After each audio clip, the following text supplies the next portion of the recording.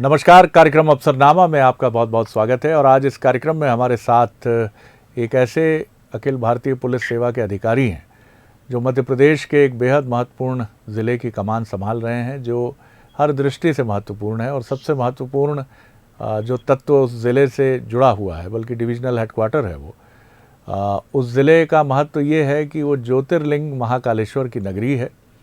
और बहुत महत्वपूर्ण होता है कि आप ऐसी किसी नगरी से अपने सेवा काल में जुड़ें।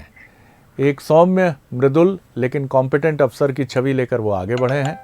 मध्य प्रदेश के विंध्य रीजन से वो आते हैं और जैसा हमने आपसे कहा कि एक ऐसे ऑफिसर की उनकी छवि है जो सौम्य और मृदुल होने के साथ ड्यूटी बाउंड, और जो भी टास्क उनको मिला है उसको सफलतापूर्वक निभाकर वो आगे बढ़ने वाले अधिकारी की छवि लेकर चलते रहे हैं। तो मुलाकात करिए उज्जैन के एसपी सत्येंद्र कुमार शुक्ल जी से। बहुत नमस्कार कर रहा हूं शुक्ला जी आपको। जी नमस्कार जी, आप मैं उम्मीद करता हूं कि आप बिल्कुल ठीक अच्छे होंगे जी, और आपसे मुलाकात करने का अवसर मिला। मैं आपको थोड़ा सा पीछे ले जाऊंगा, यादों के गलियारे में, यादों के झुरमुट में, जहां विंध्य में आप अपने परिवार के साथ हैं। 15-16 वर्ष की उम्र है, आंखों में सपने हैं, आगे बढ़ने का पूरा मन में जज्बा है। कैसे याद करते हैं आप जब पीछे यादों के झुरमुट में, यादों के गलियारे में निकलते हैं, तो उस सत्येंद्र कुमार शुक्ल की जो छवि आपकी आंखों में उभरती है, एक ऐसा किशोर जो आगे बढ़ने के किन रास्तों को तलाश कर रहा है, थोड़ा सा ये जरा हमारे साथ साझा करिए। निश्चित तौर पे जब मैं अपने आप को पीछे देखता हूँ तो क्योंकि मेरी पारिवारिक पृष्ठभूमि में मेरे पिताजी इंजीनियर थे और चीफ इंजीनियर होकर रिटायर हुए, तो मेरी कल्पना में निश्चित ही उनके पदचिन्हों पर चलते हुए एक इंजीनियर बनने की ललक थी और वो पूरी नहीं हुई। मैंने अपनी हायर सेकेंडरी कंप्लीट करने के बाद इंजीनियरिंग में दाखिला लिया और इंजीनियरिंग मैंने कंप्लीट करने के बाद फिर मैं पोस्ट ग्रेजुएशन के लिए रुड़की गया और इसी दौरान जो कॉम्पिटिटिव एग्ज़ाम्स हैं उनकी भी तैयारियां मैंने शुरू की थी। और ईश्वर ने, जैसा होता है कि एक आपके लिए पहले तय कर किया होता है, और उसमें मैं पीएससी में सेलेक्ट हुआ। 92 का जो पीएससी का जो एग्ज़ाम था उसको क्लियर किया और इसके बाद मैं पुलिस सेवा में आ गया। तो पहली बात तो मैं ये कहूँगा कि शायद मेरे दिमाग में पुलिस सेवा पहले तो नहीं थी, मैं इंजीनियर ही बनना चाहता था, लेकिन समय के अंतराल के साथ जब मैंने पीएससी प्रशासनिक सेवा के लिए सोचा तो इसमें चयन हुआ और ईश्वर ने मुझे यहाँ पुलिस सेवा में का अवसर दिया। और मैं यही कहूँगा कि शुरुआती दौर में निश्चित तौर पे पुलिस सेवा एक मेरे, जैसा आपने नेचर कहा, थोड़ा नेचर के विपरीत लोगों को भी लगी। मैं भी कुछ हद तक इस बात से कुछ हमारे मन में ये कुछ एक हिचक तो थी कि शायद, जैसा पुलिस के लिए आप कह रहे हो, आपने भी कहा कि एक कठोर और थोड़ा सा अलग तरह का व्यक्तित्व चाहिए होता है, लेकिन मुझे लगता है कि ये समय के साथ मुझे ये समझ में आ गया, नहीं, पुलिस में भी हमें एक संवेदनशील चेहरा चाहिए और एक ऐसा संतुलित दिमाग चाहिए कि जब आप लोगों को सबसे पहले आपके पास ही लोग आते हैं और उनको एक बेहतर तरीके से अगर आप उनसे बात करते हैं तो शायद समाज सेवा के लिए इससे बेहतर कोई सेवा नहीं। आपके परिवार में आपके पहले कोई प्रशासनिक सेवा में आया या ये पहला कदम आप ही का रहा? कैसे आप प्रशासनिक सेवा में निश्चित तौर पर मैं पहला ही व्यक्ति था। मेरे घर में इंजीनियर्स जरूर रहे हैं और अभी भी हैं, अब इसकी नेक्स्ट जनरेशन में मेरे बाद डॉक्टर्स रहे, लेकिन प्रशासनिक सेवा में मैं अकेला व्यक्ति हूँ। फिर मेरे कजिन वगैरह भी कुछ प्रशासनिक सेवा में आए हैं, लेकिन मैं पहला व्यक्ति था जो इस सेवा में आया। बाबूजी की, पेरेंट्स की क्या प्रतिक्रिया थी? मेरे पिताजी को तो मुझ पर पूरा भरोसा था। मेरी माता जी को जरूर यह लगता था कि मेरा बेटा जो है वो पुलिस सेवा के लिए कितना फिट है, और एक जैसा माँ का हृदय होता है। और क्योंकि मैं उनका सबसे बड़ा बेटा था तो एक जो स्नेह जो होता है और एक अलग तरह की चीज़ें होती हैं, तो पुलिस सेवा के अनुकूल जब भी कभी पुलिस थोड़ी सी टफ सेवा है और निश्चित तौर पर उसमें आपको शारीरिक रूप से भी कई बार परिश्रम करना पड़ता है, तो उसको लेकर शुरुआती दौर में वो रही, थोड़ा सा चिंता करती रही, लेकिन समय के साथ उनको भी मुझ पर एक विश्वास आया। मेरे पिताजी का मेरे ऊपर हमेशा भरोसा रहा। इंजीनियरिंग बैकग्राउंड से अखिल भारतीय सेवा में आने वाले विद्यार्थियों का प्रतिशत बड़ा गहरा होता है। इसको डिकोड करने की अगर कोशिश करें तो आप क्या पाते हैं? क्या इंजीनियरिंग करने वाले स्टूडेंट्स का माइंड बड़ा ग्रैस्पिंग होता है, वो चीज़ों को बड़ी जल्दी स्वीकार कर लेते हैं, या एडॉप्टेबिलिटी, अनुकूलता उनके मस्तिष्क की बड़ी गहरी होती है? निश्चित तौर पर मैं ये कहूँगा कि जो इंजीनियरिंग के स्टूडेंट होते हैं, खासकर जो जिस दौर की आप बात कर रहे हैं, वो एक इंजीनियरिंग में एडमिशन होना या आईआईटी में एडमिशन होना एक बड़ी बात होती थी, और उसमें जो लड़के आईक्यू वाइज काफ़ी अच्छे होते थे वो जाते थे। और इंजीनियरिंग हमारे जो इंजीनियरिंग का जो 4 साल का और 5 साल का, पहले 5 साल का कोर्स होता रहा है, वो जो होती है हमारी शिक्षा होती है, उसमें मैं कहूँगा कि किसी भी व्यक्ति की जो एनालिटिकल अप्रोच, जिसको विश्लेषणात्मक जो क्षमता है, उसका विकास होता है। किसी भी परिस्थिति को आप बहुत अच्छे से विश्लेषण कर पाते हैं। जब आप विश्लेषण कर पाते हैं तो निश्चित तौर पर आपका जो निर्णय होता है वो निर्णय उन परिस्थितियों के अनुकूल होता है जो उनको सॉल्व करने के लिए आवश्यक होती है। तो मेरा जो इसमें एक कहना है, इंजीनियरिंग स्टूडेंट के सक्सेसफुल या उनके आने का इस सेवा में इनके सक्सेसफुल होने का जो कारण मेरे समझ में आता है वो है एनालिटिकल अप्रोच बेहतर। सर, आपकी पूरी व्यक्तित्व को मैं जिस तरह देख रहा हूँ और जितना मैं समझ पाता हूँ, एक कहीं प्रोफेसर एलिमेंट भी आपके भीतर दिखता है। वाणी में एक ठहराव है, संतुलन है, विश्लेषणात्मक जो बात है, एनालिटिकल वो भी हमने देखा ही है, और आपने खुद भी उसको स्वीकारा है कि इंजीनियरिंग के स्टूडेंट्स में ये चीज़ होती है। तो क्या आज भी आप महसूस करते हैं, कभी आपको लगता है कि आप एक अच्छे प्राध्यापक, एक प्रोफेसर भी हो सकते थे अच्छे?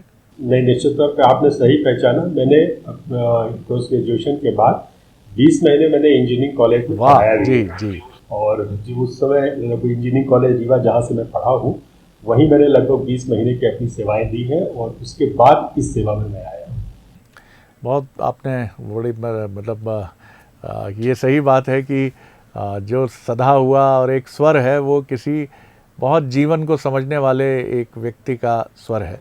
रीवा इंजीनियरिंग कॉलेज की हमने बड़ी तारीफ़ सुनी है, मतलब एक समय तो हमने ये भी सुना है कि वहाँ कुछ अरसे पहले हमारी कुछ उसी कॉलेज से पास आउट बहुत पुराने विद्यार्थी जो 80 और 90 के दशक के थे और अब बहुत सीनियर लेवल पे वो काम कर रहे हैं, बिजनेसमैन भी हैं, पॉलिटिशियन भी हैं, और क्षेत्रों में हैं, उनका कहना था कि उस दौर में रीवा इंजीनियरिंग कॉलेज की गणना देश के सर्वश्रेष्ठ इंजीनियरिंग जो टॉप 10 या टॉप 20 होते थे उनमें होती थी, और अगर आपका सिलेक्शन रुड़की में या आपका सिलेक्शन कानपुर में होता था तो लोग कहते थे लगभग एट पार ही है। किस तरह याद करते हैं आप एक स्टूडेंट के तौर पर रीवा इंजीनियरिंग को? नहीं, रीवा इंजीनियरिंग कॉलेज से मेरी जो यादें काफ़ी जुड़ी हुई हैं, और निश्चित तौर पर मैं ये कहना चाहूँगा कि अगर आप वहाँ का इंजीनियरिंग कॉलेज का इतिहास देखेंगे तो शायद मेरे पिताजी और मैं पहले ऐसे पेयर थे, माँ पिता और पुत्र के, जो एक ही कॉलेज से पढ़े थे। मेरे पिताजी फर्स्ट बैच के वहाँ के विद्यार्थी थे, और इसके बाद मैंने उसी कॉलेज से पढ़ा, तो एक हमारी उससे एक जुड़ाव, एक अलग तरह का जुड़ाव रहा। आप जैसा कह रहे हैं कि निश्चित तौर पर उस समय इंजीनियरिंग कॉलेज में एडमिशन लेना, और रीवा इंजीनियरिंग कॉलेज के काफ़ी ऐसे लोग रहे हैं जिनने अपने क्षेत्रों में बहुत नाम किया है। जैसा राजनीति के क्षेत्र की बात करें, और कुछ लोग हमारे कॉलेज के जो सेकेंड बैच के थे तो वो एनटीपीसी में चेयरमैन के ओहदे तक गए, और इसके अलावा काफ़ी सीनियर आईएएस ऑफिसर्स भी आज उसी कॉलेज से हैं, आईपीएस ऑफिसर भी उसी कॉलेज से हैं, और उससे एक जुड़ाव, एक अलग तरह का जुड़ाव होता है। जब भी कभी मौका लगता है मुझे, रीवा जाता हूँ तो मैं इंजीनियरिंग कॉलेज घूमने जरूर जाता हूँ, तो उससे निश्चित तौर पे अपने आप को थोड़ा सा उसमें एक ऊर्जा का संचार भी अच्छा होता है, और अपने आप को युवा भी महसूस करने लगता है। सर, जीवन में जैसे जैसे आप आगे बढ़ते चले गए, जब आप आरंभ में आए, जैसा आपने कहा कि व्यक्तित्व आपका एक अलग तरह का व्यक्तित्व रहा, तालमेल बिठाने में आपको कोई कठिनाई या सामंजस्य बिठाने में, हालांकि अखिल भारतीय पुलिस सेवा और इनकी ट्रेनिंग इतनी बेहतरीन होती है कि कितना भी सहज, सरल या किसी अन्य धारा का भी कोई व्यक्तित्व होता है तो वो भी पूरी तरह से ट्रेनिंग के बाद इस धारा के साथ एकाकार हो जाता है। आपका अनुभव क्या रहा? नहीं, शुरुआती दौर में निश्चित तौर पर मुझे भी थोड़ी सी दिक्कतें आई थी। दिक्कतें दो फ्रंट में कहना चाहूँगा। पहला चीज़ क्या है कि इसमें जो पुलिस सेवा है, वो पुलिस सेवा आपसे मेहनत मांगती है, शारीरिक रूप से आपको उसके हिसाब से ट्रेन होना पड़ता है। वो एक जो प्रशिक्षण का दौर था, उस दौरान थोड़ी सी दिक्कतें जरूर मुझे सामने आई, और जो ट्रेनिंग का जो एक पैटर्न होता है उसमें ढालने में दिक्कत जरूर आई, लेकिन लगभग 2 से 3 महीने बाद वो स्थितियाँ भी सामान्य हुई और कुछ ट्रेनिंग को कंप्लीट किया। दूसरा, जैसा आपने पहले अपने उसमें कहा है कि कई बार जो ये माना जाता है कि आपको कठोर होना चाहिए, और कठोर होने में कई बार आपको जो कहें कि जो आपका जो व्यवहार है, वो जो मूल व्यवहार है उससे अलग आप करना पड़ता है। तो शुरुआती दौर में शायद मैंने उसको उस व्यवहार को ओढ़ने की कोशिश की, लेकिन समय के साथ मुझे समझ में आया कि नहीं, इसकी आवश्यकता नहीं है। जो आपका मूल व्यवहार है उस व्यवहार के साथ भी अगर चलेंगे आप तो इस सेवा में बेहतर कर पाएंगे। और मुझे लगता है कि ये मुझे लगभग 2-3 साल बाद जो फील्ड की नौकरी है उसके बाद रियलाइज हुआ कि नहीं, आपका जो मूल व्यवहार है वो शायद पुलिस के लिए ज़्यादा उपयुक्त है। और शुरुआती 2-3 साल के बाद मुझे इसमें कहीं कोई कठिनाई सामने नहीं आई, और फिर मैंने अपने आप को इस पुलिस सेवा के अनुरूप ढाल लिया, और आज यहाँ पे उज्जैन में प्रवेश। बिल्कुल ठीक बात है। ये आपने बहुत अच्छा मंत्र दिया युवाओं के लिए कि आप जैसे हैं अपने को वैसे ही रखें। आपके जो उत्तर मैं सुन रहा हूँ और जिस तरह की भाषा में सुन रहा हूँ, ये बताता है कि साहित्य के संस्कार भी आपके भीतर हैं। ये भाषा जो है, ये भाषा बता रही है कि इसके पीछे सैकड़ों पुस्तकों का अध्ययन, मनन, चिंतन शामिल है। सत्य है सर ये? नहीं, निश्चित तौर पर मुझे किताब पढ़ने का शौक है और कुछ किताबें पढ़ता भी हूँ, और संगीत का थोड़ा बहुत शौक है। तो ये जो सॉफ्ट म्यूजिक है उसका शौक है, और कहीं ना कहीं जो किताबें पढ़ता हूँ तो उससे कुछ जो आपके जो शब्दों का चयन होता है, निश्चित तौर पर आपको वो झलक हो सकता है दिख रही। और जब आप पुस्तक और संगीत का सफ़र तय करते हैं तो एक खिड़की और खुलती है जो बड़ी महत्वपूर्ण खिड़की होती है, और उस विंडो का नाम है स्पिरिचुअलिटी, अध्यात्म। पता नहीं क्यों मुझे ऐसा लगता है कि इन दोनों नावों पर सफ़र करते हुए, साहित्य और संगीत पर, कहीं आप वहाँ भी कभी कभी झांक लेते हैं। इसमें कितनी सत्यता?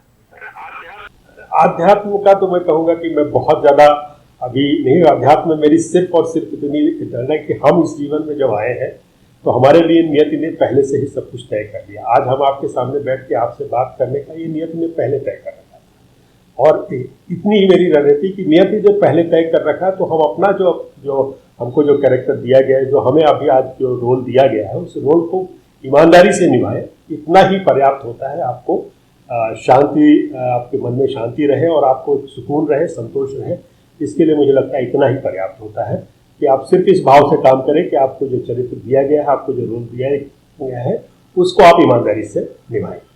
कर्म ही वो शक्ति है जो अगर कुछ तय भी हो चुका है, नियति जन्य भी है कुछ, तो कर्म वो उपकरण है जिससे आप उसको भी परिवर्तित कर सकते हैं, उसको भी बदल सकते हैं। निश्चित तौर पर, और कम से कम आपको अपने आप में संतोष होगा, एक सहज शांति मिलेगी।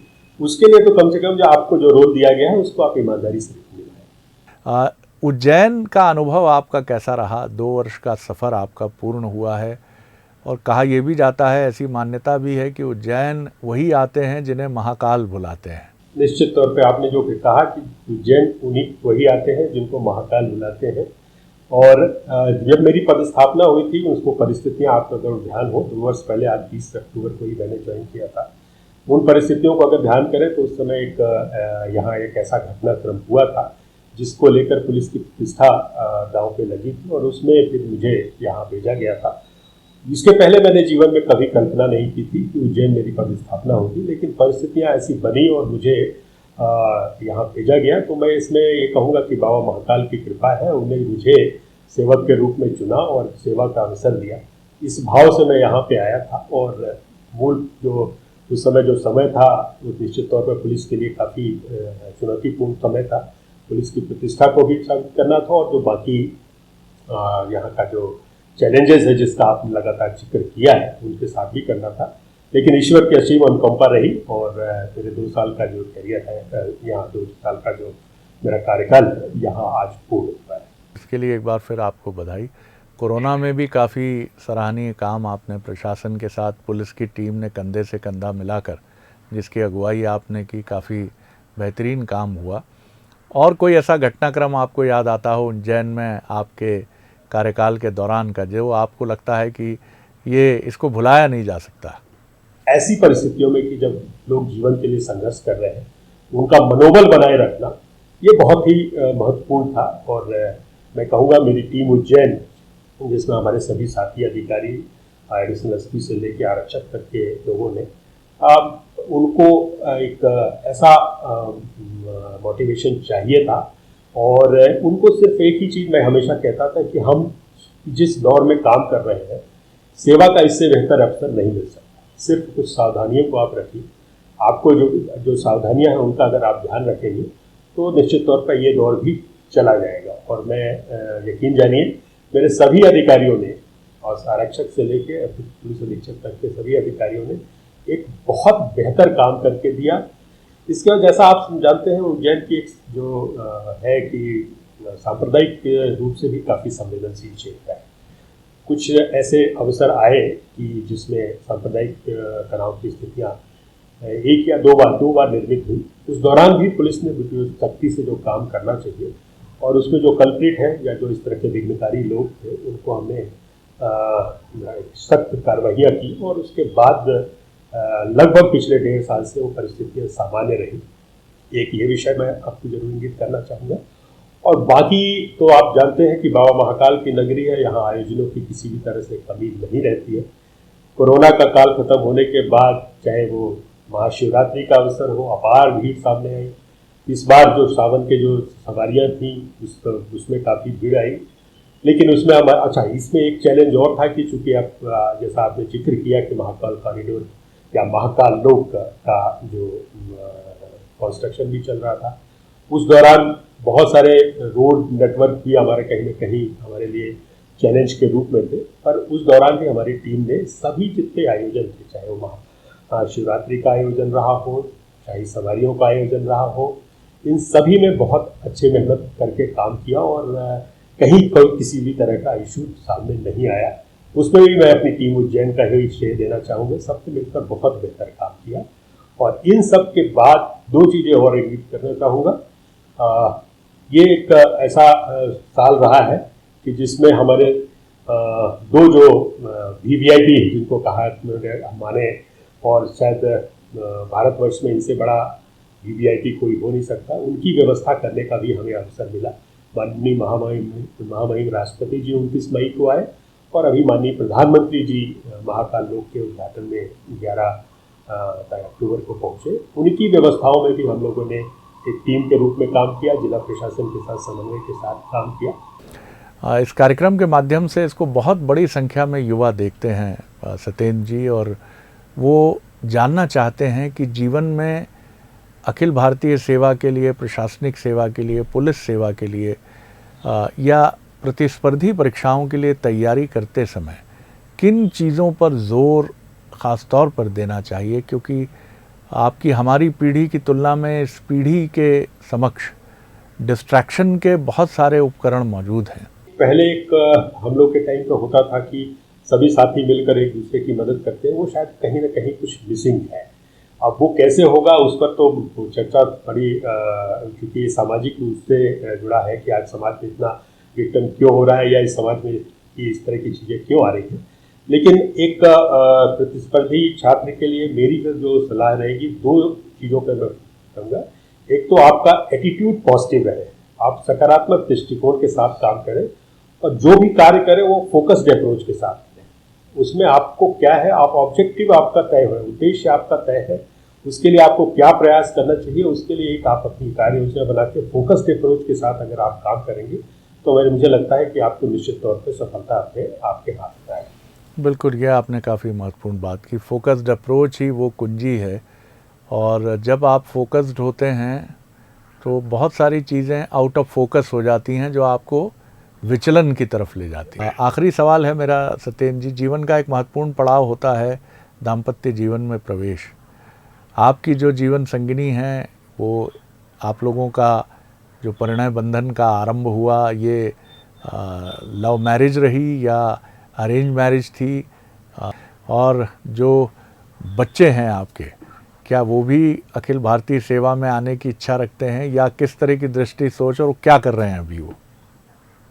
निश्चित तौर पे मेरी जो जिस बिंदु को आपने उठाया है उसमें ये कहूँगा कि मेरी अरेंज मैरिज है और ये वर्ष 1994 में मेरी शादी हुई। और आज जो कैरियर के जिस दौर में मैं हूँ और जैसा आप जानते हैं कि पुलिस का एक जो कार्य है बड़ा मुश्किल का कार्य होता है। कई बार आपको अपनी बहुत सारी चीज़ों से सेक्रीफाइस करना पड़ता है, और इन सेक्रीफाइस करने में हम तो फिर पुलिस अधिकारी के रूप में हैं, हमने एक पुलिस सेवा का संकल्प लिया है, लेकिन परिवार को भी आपसे बहुत सारी अपेक्षाएं हैं।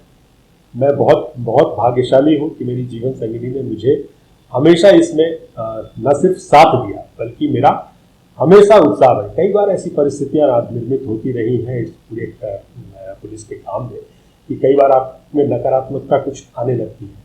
उस दौरान आपकी जो जीवन साथी है उसका साथ बहुत आवश्यक होता है। मैं बहुत सौभाग्यशाली हूँ इसमें कि मुझे मेरी जीवन संगिनी का इसमें हमेशा साथ मिला, और साथ ही नहीं कई विपरीत परिस्थितियों ने उसने मेरा संबल भी बढ़ाया। तो उसके लिए मैं ईश्वर का धन्यवाद ज्ञापित करता हूँ कि मुझे इस कार्य के लिए, अगर पुलिस के कार्य के लिए उन्हें चुना, तो साथ ही साथ मुझे इस तरह की जीवन संगिनी भी दी जिसने मेरा हमेशा साथ दिया। और बेटे की जहाँ तक बात है, मेरा एक बेटा है, वो अभी इंजीनियरिंग कंप्लीट कर चुका है, वो भी प्रतियोगी परीक्षाओं के लिए तैयारियां कर रहा है। मैं समझता हूँ कि उसकी अगर सब कुछ ईश्वर ने उसके ऊपर भी कृपा बरसाई तो हो सकता है कि वो भी इसी तरह की सेवा, किसी भी सेवा। निश्चित तौर पर इसके लिए ढेरों शुभकामनाएं उनको भी, क्योंकि सधे हुए कदमों से वो चलेंगे ही। क्योंकि ये भी बड़ा दिलचस्प संयोग है कि आपके परिवार में आपके पिता और आप ही की इंजीनियरिंग कॉलेज से दीक्षित हुए, और अब कौन जानता है कल आपका पुत्र भी उसी परंपरा का पालन करते हुए अखिल भारतीय सेवा में अपना स्थान बनाए, और फिर आप गौरव से कह सकें कि हाँ, हमारे परिवार में तो ये ट्रेडिशन सा हो गया है कि पिता के नक्शे कदम पर पुत्र चलता है। आलिया सत्येंद्र जी, बहुत अच्छा लगा आपसे बात करके। मैं ढेरों शुभकामनाएं देता हूं। अभी आपका एक लंबा कार्यकाल है सेवा का, ईश्वर इसको बहुत अच्छे ढंग से आप पूर्णता की तरफ बढ़ें। अफसरनामा में हमारे साथ जुड़ने के लिए बहुत बहुत शुक्रिया, बहुत धन्यवाद।